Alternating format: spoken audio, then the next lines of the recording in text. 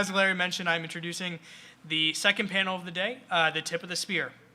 Often in the shadows, agents are the front lines representing talent, developing relationships, and brokering deals. The agents are the ones who are talent's biggest advocates, and they're the ones navigating the treacherous waters just to get their client a fair deal. Especially for minority individuals, agents can offer leverage and break the barriers of entry to push for social change. It is no wonder that these agents are indeed the tip of the spear. Our panelist today is Cecil White, an agent at WME Sports focused on building businesses around athletes and multi-hyphenated celebrities. His primary focus is securing brand partnerships and equity-based endorsements. Outside of his duties, he served on the programming team for the Social Justice Now Festival and has had a hand in several non-scripted television projects, including Why Not Us, a docuseries executive produced by NBA superstar Chris Paul. Most recently, he was instrumental in creating and securing brand and media partners for the Legacy Classic, an HBCU basketball event hosted by Michael B. Jordan. Before joining WME, Cecil was a senior financial analyst at Endeavor, WME's parent company, where he helped secure deals to create revenue streams for Endeavor's subsidiary companies. Prior to coming to Endeavor, Cecil began his career as an investment banking analyst at Barclays, and he currently serves on the McIntyre Young Alumni Council at the University of Virginia and is an advisor to the Museum of Contemporary African Diaspora and Art. Most recently joined the Emerging Leaders Council of New Heights Youth Incorporated. This panel will be moderated by Wes Jackson, our director of the BCE program. All right. Back again, like we never left. Thank you. And welcome, Cecil, to join us once again. I know Cecil spoke to us when we launched our speaker series, so we're really excited to have you back. How you feeling, brother? Man, I'm great. I'm so excited. I've been jazzed up about this all week. My assistant was hounding me because we have Super Bowl coming up and a few clients who are playing. I'm like, man, forget about the Super Bowl next Sunday. I got the Super Bowl on Saturday with BCE round 2, man. So I'm great. Yeah, I didn't think about the Super Bowl. Yeah, and then it's here in LA. It kind of occurred to me it's going to be popping out here. So I want to jump right into it. So there's something that in your bio, I think it said you work with multi-hyphenated athletes. Give us the explanation around that description of your clients. I find it very interesting. Yeah, I mean,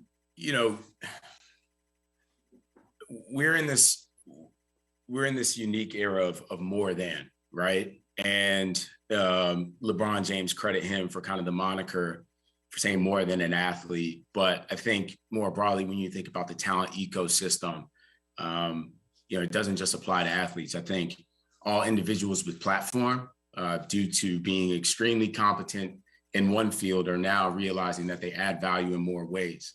And so we refer to our clients as multi-hyphenates because oftentimes they come to WME and they come to us as their agents to help find opportunities outside of their core competency.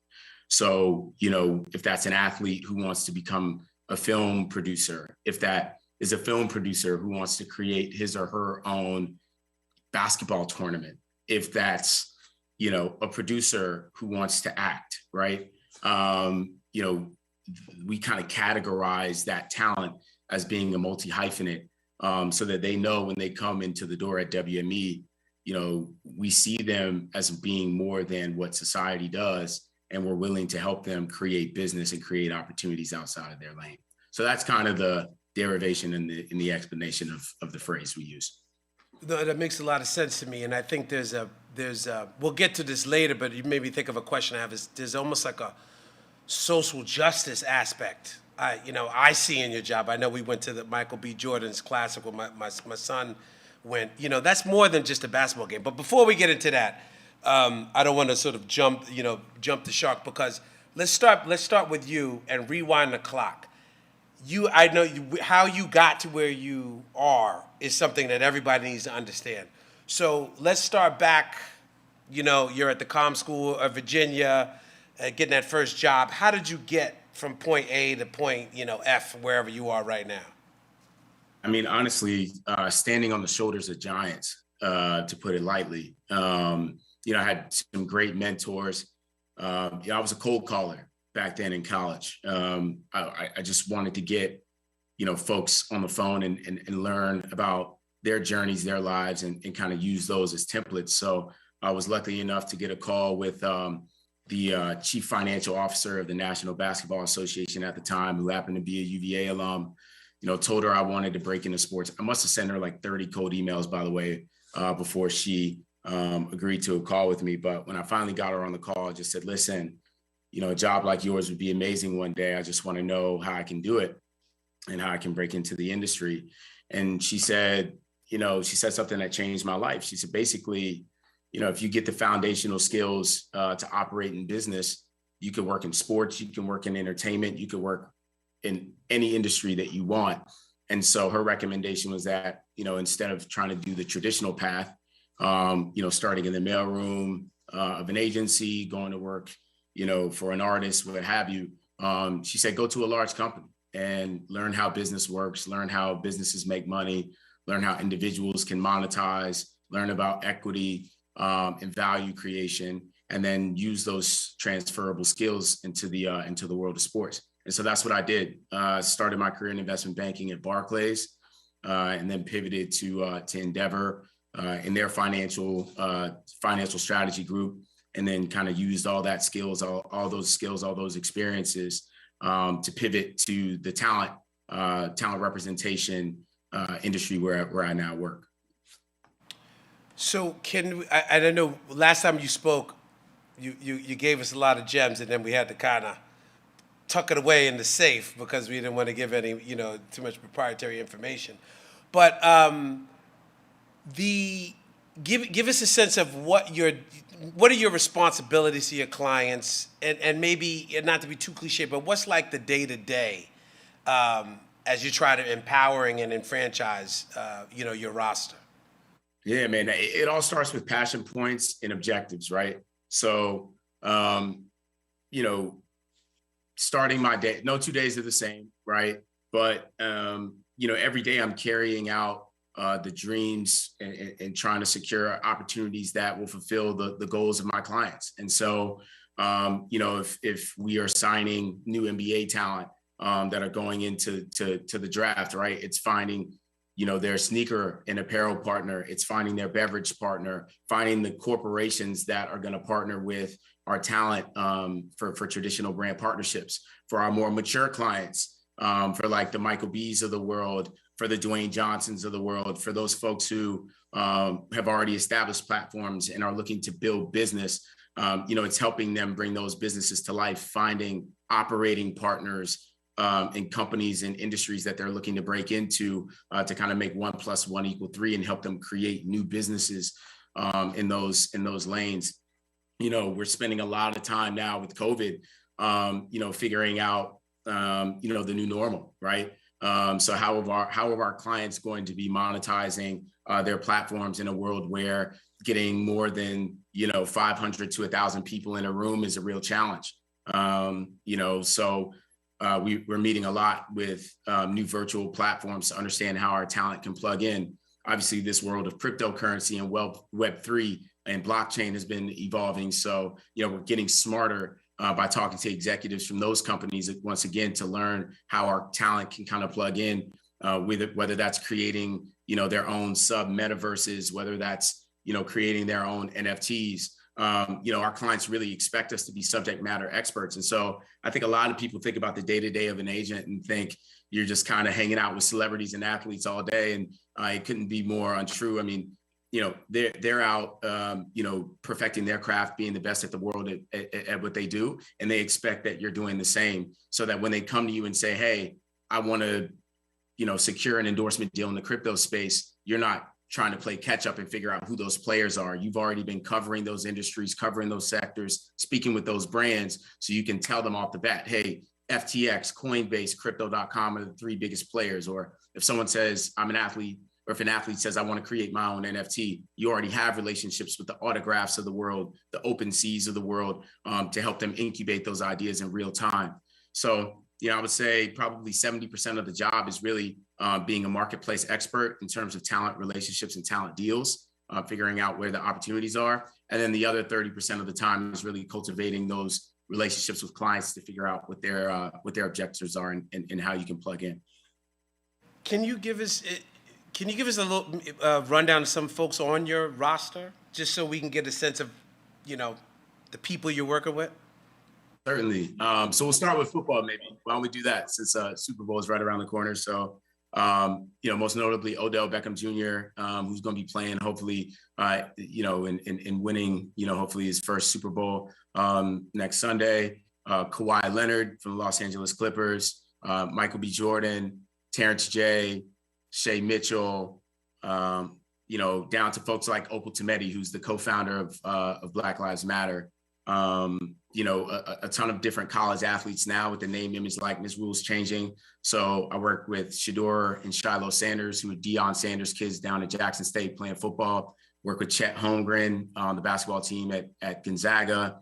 Deja Kelly on the basketball team, women's basketball team at UNC Chapel Hill. And then, of course, our bread and butter clients like the Venus Williamses of the world, the Cam Newtons of the world, the Colin Kaepernicks of the world. I also plug into their teams and I'm helping them build business as well. So is it safe? So you are not. I just want to make sure I'm understanding it right. So let's say we have Odell. Are you the one sort of, say, negotiating the deals with the Rams, or are you doing his non-football business? And he has a kind of more on the nose agent on the team.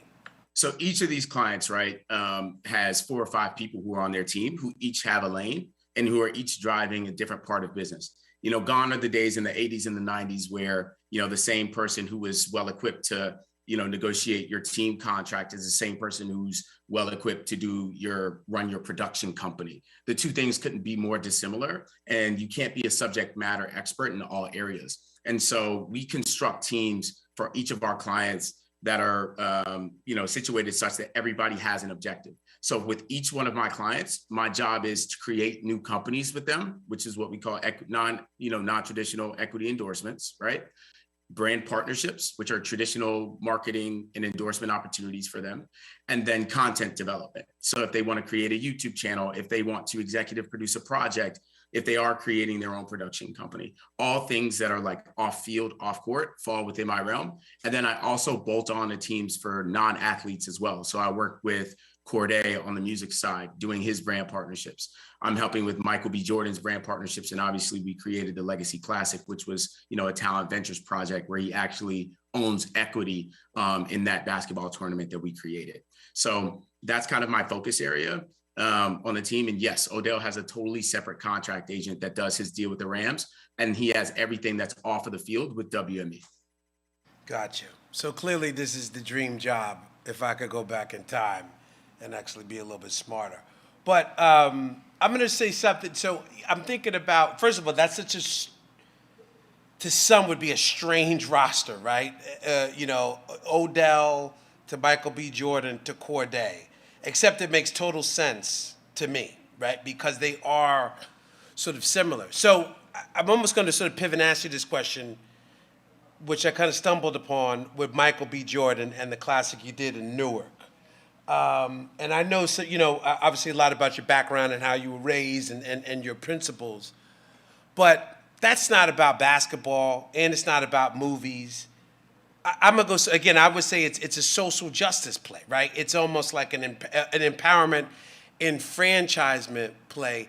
How much do you look at it and balance, right, your commitment to the community and the commitment to increasing, Michael B. Jordan's, valuation, as it were? How do you look? How much do you weigh it in there, and then how much do they mix in your mind? They're inextricable. I have a mantra. First of all, I choose to work with everybody that I work with on our roster. There's no kind of influence from like Ari Emanuel or Mark Shapiro or Ari Greenberg, who's who runs WME. It's not like someone comes from on high and says, these are your clients to deliver. you know, we like to think of ourselves as the mall of America, right? We represent all types of talent with all types of focus. And coming in as an agent, if you're able to find a way to add value to an athlete, to a celebrity, to an influencer, to whatever, with your core competency, our agency is very welcoming and flat in that respect. And so for me, my mantra is really called, community commerce, right? How can you take passions for giving back to the community and creating social change, and make them profitable, not just for the individuals who are, creating whatever that event, whatever that property, whatever that company is, but for the community as well, and letting them participate in that upside. And so, for the Classic, I mean, that started with, the murder of George Floyd, unfortunately, and, Michael B, calling us and saying, hey, listen, folks see me as a movie star. They know what I'm doing with Change Hollywood, right? So Mike has been very adamant about bringing more people of color in front and behind the camera of his film projects. He said, but I want to do more with historically Black colleges. And he's also a huge sports fan. So he played basketball in high school, and he's from Newark, New Jersey. And so he said, wouldn't it be cool if we did some sort of basketball tournament for historically Black colleges in my hometown of Newark? That may have happened, I want to say that conversation may have happened 15, 20 days after George Floyd was murdered. So, just over maybe a year and a half later, we were sitting in Newark watching the whole thing come to life. It was a doubleheader basketball tournament. Both of them were broadcasted live on Turner. We had over $2 million in brand sponsorships to help bring it to life. We invested over $1 million into an HBCU startup founder through a startup pitch competition that we did alongside the basketball through Serena Ventures, Serena Williams' venture fund, and Mac Ventures, which is Charles King's venture fund. We did an esports tournament for HBCUs. We had merch that was designed by an HBCU alumni. We brought the whole thing to life. But what was amazing was when we looked at the monetary impact or the financial output of that event, millions went back to HBCUs, and we were able to bring exposure to these schools. And so, it was a profitable endeavor. It wasn't something where we burned capital to do it. All parties involved, for any financial risk that they took, they recouped on those expenses. And all the, a vast majority of what came in excess went back to the institutions that we wanted to help. And so anyway, long-winded way of saying, for me, business creation for talent has to have a purpose, has to have a value, back to the communities from whence the individuals that I work with came, and anyone that I choose to work with, appreciates that and has a POV on that, and knows that that's something unique that I bring to the team, whether that's a Michael B with the Legacy Classic, or, a Colin Kaepernick on the other side of the equation as well. You mentioned earlier, kind of splitting up your clients, and I think you called Michael B. Jordan one of your mature clients, which makes me feel very old, because Michael B. Jordan still seems like the young guy, although I guess in the grand scheme of things. But I say that to say, how you put together that classic for Michael B., you're talking about 10 days after the murder of George Floyd, and you were able to move so quickly. Do some of the older clients marvel at how, I don't want to say how easy it is, but how you're able to do something, I don't want to say, could be considered controversial in a previous generation? And my long-winded thought here is there a lot of still that shut up and dribble, right? This is not your lane, versus I see that energy, and then I see what you did with Michael B., and it can't be that easy. So I almost want to speak to the tension behind, what is Michael B. Jordan doing? Just go take your shirt off in a Marvel movie, and that's what we pay you for. And he's saying, absolutely not. I'm doing Have Mercy, and all these wonderful films. So what's that tension like, as you doing the deals, as it were? Yeah, I mean, a lot of it is selling, selling the story, right? And showing the larger mission, the larger impact. It helps that he's the biggest movie star in the world with a massive platform and massive reach. But this was something that came from him. that he was very in the weeds of in terms of the strategy and bringing to life. And so it was really hard for a chief marketing officer at a major corporation to sit on a Zoom like this, where you're seeing that, someone of his stature is so passionate about this idea. And, you're a company claiming to invest in DEI, right? Investing in diversity, and to hear this business case and see how it's going to be on a massive platform and see that it's supposed to be mission aligned with what you want to do, and to not stroke a check. And in the same way for the networks, right?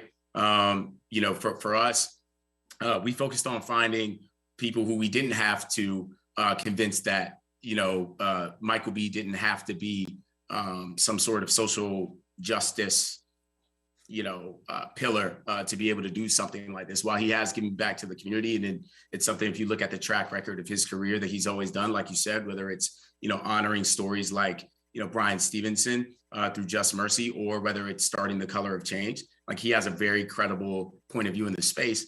But, it's also just about, figuring out if they are who they said they were. Hey, we saw that Invesco came out and said that they were, passionate about giving back to colleges through their NCAA partnership, and HBCUs are certainly a part of that. And, they have DEI initiatives, and with Turner obviously being, of the culture, for the culture, right? For all of the different television networks, I think, they've kind of minted themselves in that respect. And so I think when you find credible partners that are mission aligned with the talent that you're working with, the rest becomes a little bit easier. Certainly not to bring the partners, to bring the event to life. Like, that's always a grind, but convincing people wasn't something we were willing to do. We said from the beginning, we're not going to be anyone's scapegoat, where, like, if you as a company have not been doing your job around giving back to the community, or if a network, had a certain reputation, we weren't going to touch them. We were going to find really credible people who are really about it, and get in the trenches and create something special together. And that's my point of view on business overall in general, specifically for the world I live in, which is partnerships. If there's not, synergy on belief system, doing a deal and doing business becomes that much more difficult. And so when you lead with beliefs and values, and you find that alignment early on, everything else becomes a little bit easier. So you kind of answered. Well, let me just say this before everybody out there listening. You can put any questions. We're going to leave some time at the end to get some questions from Cecil, and we'll ask Karthik to come back up and read them when we break. But you sort of answered my question, Cecil. Is it about you're doing the reconnaissance on these brands before you walk in the door and holding them accountable? You're not really spending a lot of your energy convincing them that this is a good idea. Is that fair? 100%. I mean, we live in the age of information, right? And so maybe that's the banker in me, where I just, I'm a diligence guy, always have been. And so, when we made a short list of brands, we kind of had an idea for who was already walking the walk in this space, and, kind of hit the list like that. It wasn't based on, our hit list for brand partners for the event wasn't who's spending money in sports marketing. It was, who's actually doing the work, who actually cares about HBCUs, who has a blue chip brand that we can leverage, who do we trust, right? Because to your point, actually the biggest pushback that we got wasn't necessarily from buyers and brands. It was from the community. Why is Michael B the one to do this? Did he attend an HBCU? Why is this happening in Newark? Why is this not happening in Atlanta or Charlotte?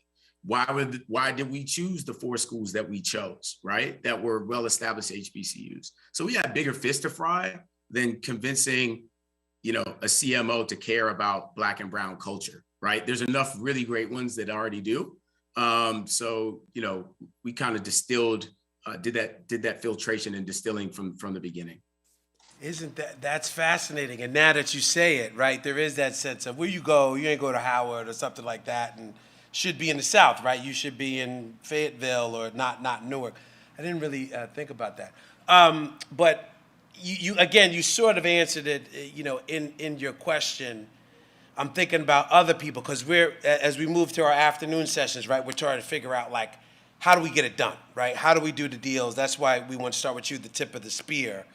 And I was going to ask you, how do you, if I was, we're two black men raised in a certain tradition, but if we had a trans person out there, or, lesbian, gay, or a woman out here, how would they get it done? But I feel like you sort of answered this. But let me just, so do you think it would be different? Would you recommend a different approach because DEI, the murder of George Floyd, and I'm not trying to be cynical here, kind of teed it up for somebody like you to run the truck through the gate? But what about somebody whose issue may not be top of the news? Would you encourage the same approach, or would there be some sort of nuances or differences? It's a good question. I mean, what I'll say is, I think it's tough for me to give an answer to that. But what I will say is, when you construct a formidable business case that's holistic, it's very hard for savvy business folks to walk away from that. And to me, it starts with the problem, right? What is the larger societal issue that you're looking to tackle with whatever it is, with the song that your artist created? What is he or she or them addressing, right? With this piece of artwork? How many people around the world are affected by those same things? What is the market size for that group of people? How does your asset, whatever that asset is, going to specifically address that market? And what's the return for everyone involved, right? And I think if you lay that out in a salient, tangible way, regardless of what the cause is, regardless of what the partnership is, you're going to get you're at least going to get some significant follow-up questions, right? And so for me, look, my business acumen is where I lead. Like, let's talk EBITDA. Let's talk gross profit. Let's talk reach. Let's talk return on equity. Let's talk return on capital. Let's talk shareholder values. Let's talk if you're a publicly traded company like Invesco, what are your shareholders going to want to hear at the quarterly meeting, right? And there are certain worldly topic and societal issues that companies can't run away from anymore. Investors are asking, what are you addressing? How are you addressing the growing Black and brown consumer base in America? Period. That's a question that maybe hasn't been asked 10 years ago. It's being asked now. And so, again, you're right. My bias in this situation is being African-American male, so I could speak that language very fluently. But even if my client wasn't an African-American male like me, I would be doing my diligence on his or her community to understand the ways in which that I could present a business case for that as well. But again, this is literally talking about community-based deals. I think deal making in general is a little bit more nuanced than that, but for community commerce, that's kind of how I've gone about presenting opportunities. No, that's fantastic. I mean, I was the dean, the assistant dean or assistant associate dean, I forget which one, Mikhail. Assistant academic dean here at ELA. We were talking last night, and I had a conversation with him about this level of discrimination is not profitable. It's not good for business. So when I hear he's talking about, let's talk EBITDA, let's talk ROI, how far do you want to go with this? It's not really good. So I love to hear that. I'm going to just sort of pivot a little bit, because next week we're doing a panel on crypto and how that's been an empowering function. And I know Karthik is probably typing up a question of his own that he will plant as the advocate. But you sort of touched on this. So are you, the crypto, the NFTs, the sort of digital space, so you're pretty, I guess, is it, bearish aggressive with this in recommending, there's people getting paid out. Was it Odell that got paid out in Bitcoin from the Rams? So what's your position on that? Are you like, you want to be aggressive with these new sort of empowering digital currencies, or wait and see? I'm just curious where your head is at. I think we're cautiously optimistic. I mean, one thing in business that if you look back hundreds of years, folks who fight innovation typically lose, right?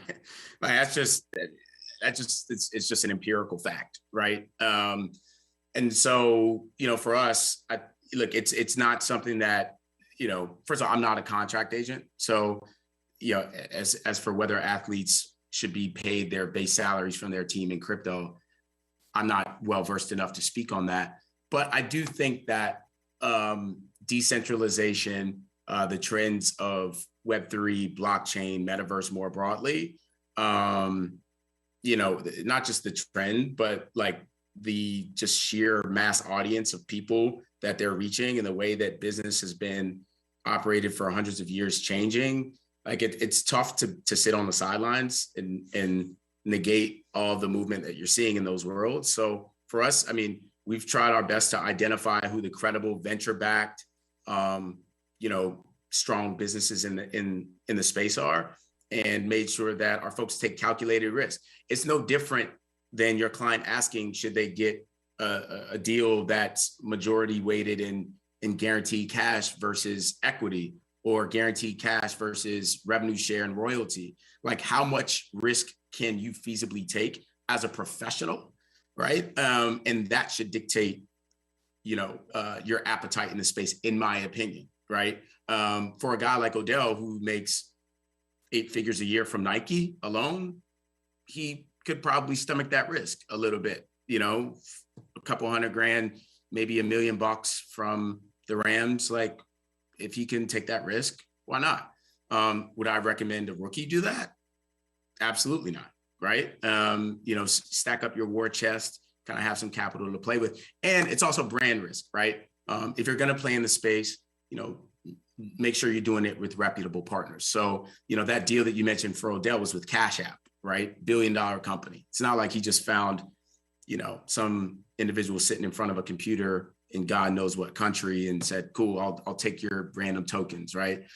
He chose a very reputable coin, brought it to life with a very reputable platform. And so forget about the financial ramifications from a brand strategy standpoint, I'd say it was a sound play. Yeah, no, it makes tremendous sense. And again, I hear your banker background coming in here, right? It's about risk, right? It's to Shiloh Sanders, maybe get some cash, right? Get a couple bags of cash before you go into sort of crypto.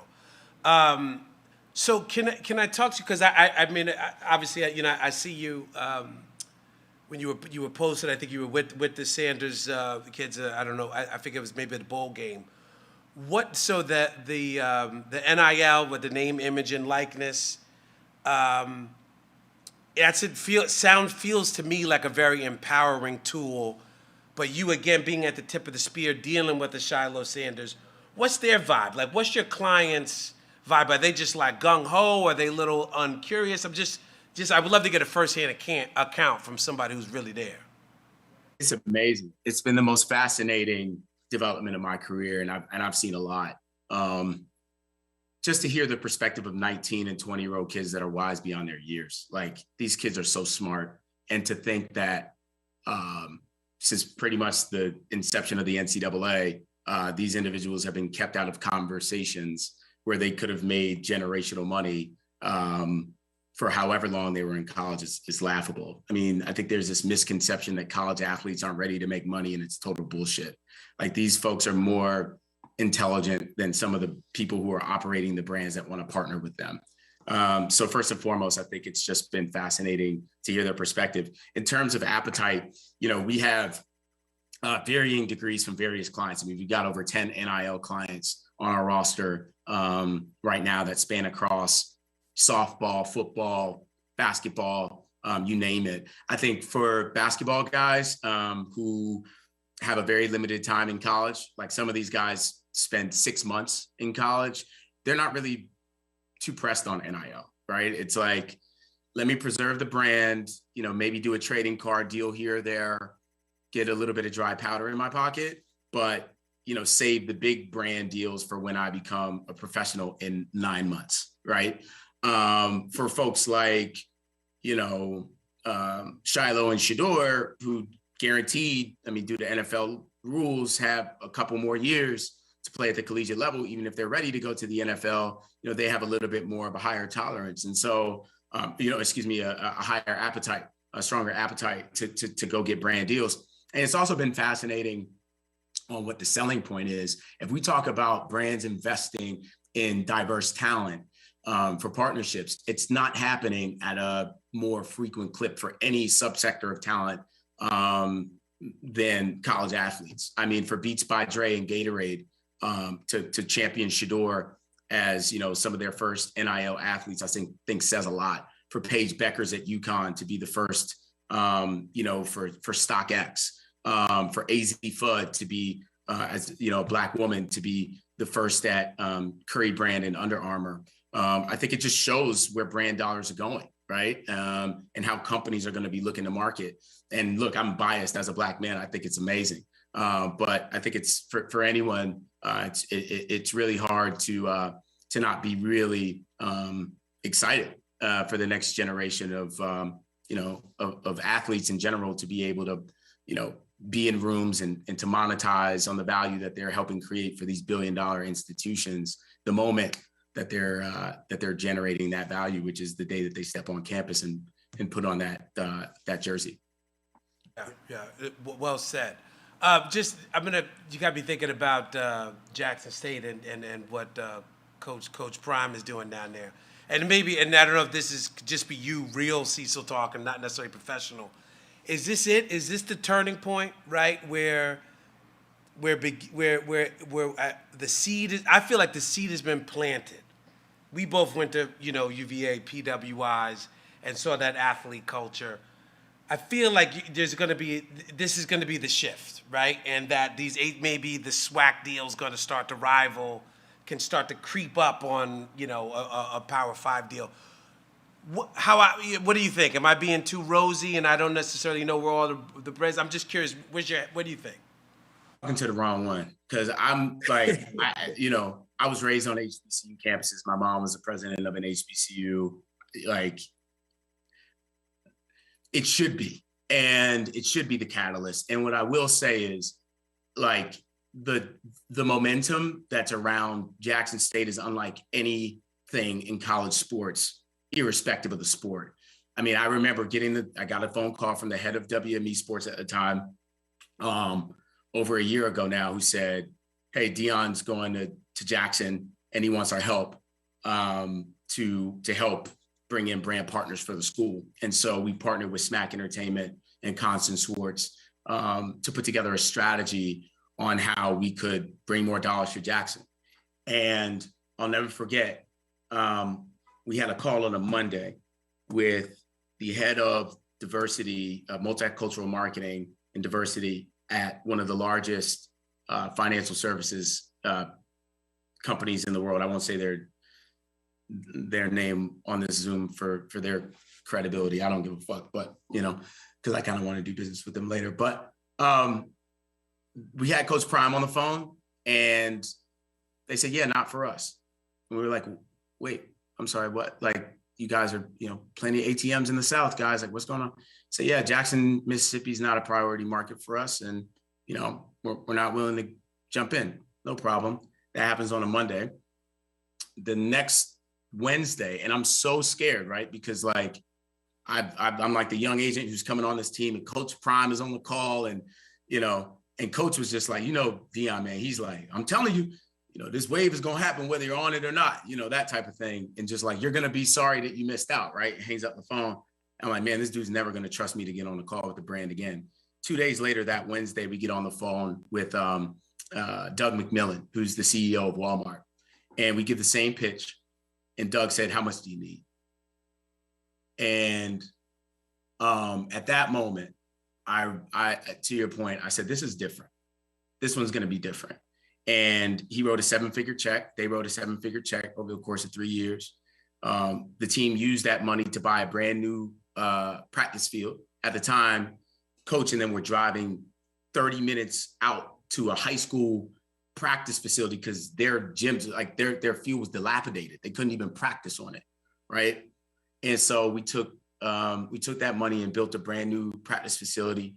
The team had a really rough kind of preseason. It was like a fake COVID spring ball season. Came back the next season and won the SWAC championship this past season. And so that moment then snowballed into getting Travis Hunter, who's the #1 recruit, to decommit from FSU.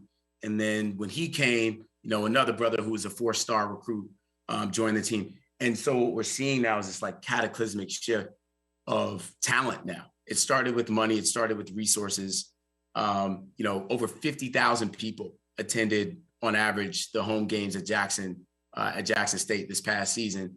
The Celebration Bowl that Jackson State participated in had over 2 million viewers. I believe it was on ESPN, if not Fox or ESPN.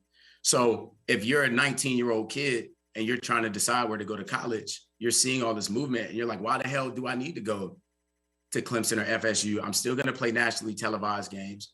I'm still going to have a packed crowd to come see me. I'm being coached by one of the greatest players of all time. And I'm more important than all of that, I'm going to be embraced as an African-American, and I'm going to be able to walk into a classroom with people who look like me. It's a no-brainer. So anyway, long-winded response, man, but I think this is the beginning of something that I don't even think America in the sports industry is ready for. Cecil, I would add to that, and then, you got to put yourself in that sort of recipe, and then I'm going to have that cat potentially as my agent negotiating 7-8-figure things with Walmart. Right? You turn to, a Confederate school, as I like to call them, and be like, remind me again of why am I going through tiki torches? I mean, I'm talking about my own campus about that. But you got to put yourself in there, because even in listening to you is so inspiring, as I do think that arc of justice, because you've almost been created for this. I don't know if you watch those Marvel movies, but I was watching when the Hulk puts on the gauntlet and he's like, this is all gamma energy. It's like I was created for this moment. You know what I mean? With you being the HBCUs, son of a president, the Bros, all this other stuff, you've been almost created to empower Shiloh Sanders, in my opinion, right? And it's a convergence of, Coach Prime's kids, you repping them makes total sense. So anyway, that's my statement. You should put yourself in that recipe. And it's really inspiring. Get me a little hype in here. I'm gonna keep it calm. Oh, sorry. Oh, I can't hear you. Yeah. Yeah. I lost your audio for a second.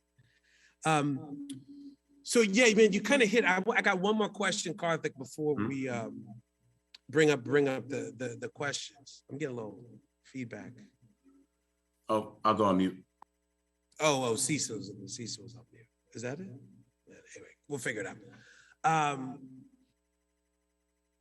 Sort of, my so now I'm muted. Sort of my last thought for you is, and again, this is so great because you're kind of killing my questions within other questions, but the next frontiers, right? NFTs, NILs, cyber, crypto. We just talked about the cannabis. I don't know if you got any people kind of getting into that space, but I'm sure it's coming. What's that new deal on the horizon that us who want to empower our clients and be socially minded, what should our crew here listen, either young execs or your peers, that next wave, as best as you can tell? You don't need to tip your hand, but I'm just want to get in your head a little bit. Yeah, you got me giving away my secret sauce, man.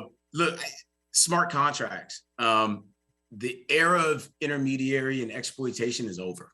The 360 deal is gone.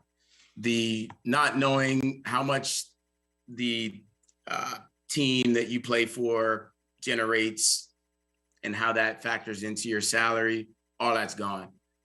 There's too much transparency. There's too much information available. The world is now too flat, and there's too much optionality. So I think for executives, agents, managers who want to negotiate on behalf of a human being, right? You have to be able to get them a seat at the table in some way, shape, or form that, in previous markets wasn't available to them, because now that's not an incentive. That's the baseline expectation. Athletes will have equity in the brands that they represent, period.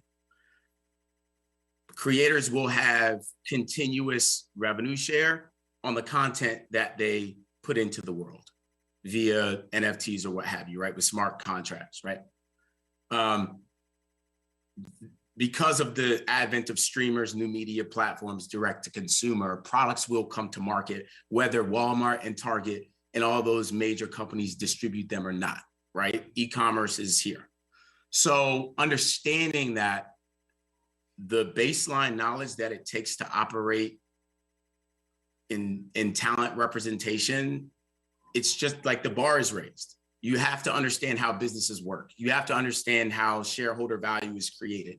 You have to understand how dollars get allocated. You have to understand the difference between, certainly the difference between revenue, gross profit, EBITDA, net profit, return on X, Y. You have to walk through an income statement and understand where your client is going to be able to plug in and the mechanics of deal making within that construct, or you're not going to be able to play in this space. And as a guy who spent a couple of years getting my ass kicked on Wall Street, like, I'm happy with it. I think some of my peers are a little bit, behind the eight ball in terms of getting up to speed because, unfortunately, the mailrooms of the 90s and the 80s and the early 2000s, even the mid 2000s, didn't teach these folks this stuff, right? Not to say that, at WME, my colleagues are brilliant and folks have come up to speed and are quick learners. None of this stuff is rocket science, but you have to invest the time to learn it. So there's no space for ignorance in this new market. And this stuff isn't going to be temporary. This is the way that business is going to get done in the sports, entertainment, and the larger content creator, industry into perpetuity, in my opinion, until there's another shift and it becomes even more innovative and that gets disrupted. No doubt, moving forward, never back. So we got about 10 minutes left. I'm gonna let Karthik hit you with a couple questions and then I'll be back to say goodbye. Karthik. Yeah, hey Cecil, once again, thank you so much for taking the time to talk to us today. I really found a lot of what you're saying inspiring, and really appreciate you talking to us. So I think we have time for two questions. So I have one question from a student who asks, many students graduating, with entertainment degrees, sort of like Emerson, very creative focused school, a lot of them view agencies as like the graduate school of Hollywood or entertainment, right? You sort of spoke a little bit about, working in the mailroom. I mean, not yourself, but that's where a lot of people start off. So I think what people want to know is, would you recommend students just start their career right away working in a mailroom at an agency, or would you recommend sort of doing what you kind of did and looping your way around? So what are those opportunities that you feel like people should consider and weigh when they're beginning their next step of their career? Yeah, I think it's completely subjective around what you're good at and what you want to get better at. I sucked at math. Okay, I was awful at math. Like, I remember in 7th grade, my math teacher told my mom, like, during a parent-teacher conference, he was like, "Look, your son just doesn't get it. Like, it just ain't gonna work." And so for me, like, I had a chip on my shoulder academically. That's why I chose to be a finance major. I'm like, I know I'm good with people. I know I have soft skills. I know I'm a nerd when it comes to culture and sports and entertainment, but I'm never gonna allow someone to say that I don't understand finance, or I don't know how to put a deal together, or I don't understand math, right? And so that's why I attacked finance as a degree, so I could get better at it. And that's why I started a career in investment banking, because partially I didn't want, I tried to make my skill set unimpeachable. So I think if the roles were reversed and I was, for whatever reason, I don't know, if my parents were on Wall Street, or if I had connections in the corporate community and that was all set, and I just didn't understand, Hollywood, and I wanted to attack that early, then I would have started out in the mailroom. And by the way, what was right for me is not right for everyone, right? I guess is the ethos of the answer is like, you have to pick the path that's best for you. Would I still be here today if I started out in the mailroom? I don't know. Would my peers who started out in the mailroom be agents today if they had started in investment banking?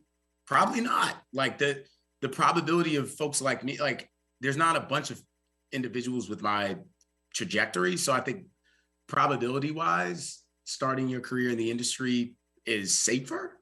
But if you have your eyes on the prize and you're willing to grind, I do think that there's a really great lane for what we would call like a horizontal hire or a lateral hire, someone who comes from a different space. It requires more work. It requires more networking. But again, that came easy to me. right? What didn't come easy to me is math. So attack your weak points. Don't be afraid of what it takes to get better. And I would start there. And then from there, you know, once you get better at those areas and you combine that with the things that you're inherently good at, you'll be really, really, really powerful. Yeah, I really, really appreciate what you said there about attacking your weak points. And I'm sure a lot of Emerson students can find solidarity now with you about not being too great at math. So we appreciate that. Cool. Well, the next question I have here is, you know, for a lot of us minority students or just minority individuals in general, you know, when we think sort of about the idea of agencies, we think of it as like, you know, cis, old, white men. And I think one of our viewers wants to know is, what is something you wish people told you about agency life when it comes to being a minority individual working in that life? And, you know, how can we prepare to enter those predominantly white spaces? Yeah, I think your culture is an asset. Your cultural competency is your biggest competitive advantage. And, you know, I mean, I love my colleagues. I love folks at my company. I think they would agree with me, though. After George Floyd was murdered, I told them that HBCUs, I felt there was a real business to be had around HBCUs. And no one knew that because no one has been on an HBCU campus, right? No one grew up going to homecomings like I did and experiencing the culture like I did. So they didn't know, you know, the amazing stories and the huge market that surrounded it. And so I was uniquely positioned, as Wes said, to really build a business around that. You know, I think if you're an individual from a certain part of the world that not a lot of people know about, look at that as an asset and go tell that story. Go create that documentary on your hometown. Go find that talent who happened to be born in that same impoverished area that you were born in and go work with them to help bring more dollars back to your community. You know, if you're a member of the LGBTQ community and you feel like there's one narrative that exists, change the fucking narrative. Like, put things in the culture that don't currently exist and make your minority a majority by, you know, striking empathy from the rest of the world. And that's what's one amazing thing that the creative community can offer you, is the opportunity to affect culture and create the zeitgeist of tomorrow. And it sounds cheesy, but I genuinely believe that. Like, my job is not to continue the status quo. My job is to create it. And things are only a certain way because I haven't lended my perspective to them yet. And that may sound egotistical, but I think if you want to work in this industry, you genuinely have to have that belief. Like, Odell Beckham Jr. isn't trying to be Michael Irvin, right? Michael B. Jordan is not trying to be Denzel Washington. You know, any talent is really out to put their own voice into the world. And as an agent, you know, or a manager or an executive, your job is to be an extension and go find those rare individuals, those rare stories, and bring them to life. Yeah, thank you so much, Cecil. I really, really appreciate that answer. And I think those are all the questions that we have, so I'm going to turn it back over to Wes. Yeah, we don't run out of time, Cecil. Can I, just to get some sort of final thoughts, can I didn't know this about you. You said your mom was president of HBCU. What school? Not to get it all in your business, but She was from North Carolina Central, down in Durham, which is where we did the Why Not Us documentary. And she passed away of kidney cancer in 2016. And so the head men's basketball coach at Central became like a godfather to me when she passed away. And we always said we wanted to honor her legacy, which is why we ended up doing that project with Chris Paul and telling that story of him and the NCCU men's basketball team. So yeah, long-winded way of saying North Carolina Central. right, no, well, yeah, we'll give thanks for your mom. But I hear, you got me thinking about this, the finance background, but I also hear this sort of higher education lecture, because I'm about to say, as soon as when you're done at WME, make sure you call us at Emerson, because I got some classes I could get you to teach. But you got that kind of swing to it. That must be your mom, huh? I talk too much, man. All the students would be asleep halfway through the lecture, man. I'm too long-winded, but I appreciate it. No, that's my job. No, I would say this is because it is almost very efficient. You know what I mean of how you talk. But do you is that what I'm sensing a little bit of that? You have this sort of because now you just got me thinking out loud of this sort of social justice, business, education, community engagement is a little bit of higher ed, right? There's obviously we got to put butts in the seats. We can't ignore that. But there is a bit of a higher calling. How much of that did that play into your, you as an executive? Do you think? Oh, I'm a nerd, man. Like I was an African American studies minor. So like where I would say that's where my passion comes from is like knowing my history and understanding the importance of education and making sure that again, like I'm a growth executive, right? There's executives that get into like mature pre-existing businesses and just like wash, rinse, repeat, like whatever's worked for the last 100 years, keep doing it. Because of my academic side, anything that's new, anything that has been one way, I just want to break shit and recreate it in ways that I feel it should have been. And that to me, like education is core to that. Like I still talk to Claudina Harrell, who like runs the African American Studies department at UVA like once a year. We always tap in and just talk zeitgeist and history and culture. And so to me, I like it's so corny when people talked about UVA and Thomas Jefferson and the lifelong learner thing, but I genuinely think that was like one of the rare things that he actually got right. Was like, yeah, I think we're lifelong scholars. And, for all of you guys at Emerson, like continue to be curious. I think that's what dictates success in business. Like any notable executive or anyone, not just in our industry, but cross industries, I think there's a number of different common traits that they all have, but intellectual curiosity is certainly one of them. Perfect, man. Perfect. Well, I just, as we're about out of time, and so want to appreciate you taking the time. I totally didn't put together how crazy it must be to have, your client playing in a big show. So best of luck. Not that I was already rooting for the Rams, but now my son is blonde haired. He's one of that Odell Beckham acolytes. But two things I want to say to you is one, when Karthik was talking, I was texting my wife to make sure my son was listening, because I think this is so important for him, for like a young black man to understand who's about to go to college. So thank you for that. And the second thing is when you see Coach Prime, tell him that I had food poisoning the day of the bowl, and I dragged myself and put it back together and was laid up crushed watching that bowl. It was like a highlight, and the whole house was doing it. Even though he lost, we really all won. And the grace that he showed, it's such a great thing. Cecil, do not let these NFL or these Big Five teams steal him away. You got to go raise that money, and you keep that man there, all right? I certainly won't encourage him to do so. He's got a mind of his own, man. But we need him. Culture needs him to stay. If not at Jackson, then another HBCU. Yeah. Don't go. If he does, I'm going to blame you, Cecil. I'm going to come and find you. But listen, I really appreciate you, brother, so much. Good luck. And then I'm also another proud product of the Lambda Zeta chapter of Omega Psi Phi Fraternity Incorporated. We're all very proud of you. The brothers is texting me all that right now. You're really one of the best of us, man. So good luck. Travel safe, man, and we'll talk to you soon. Thanks for having me again, guys. Bye-bye. All right. Peace.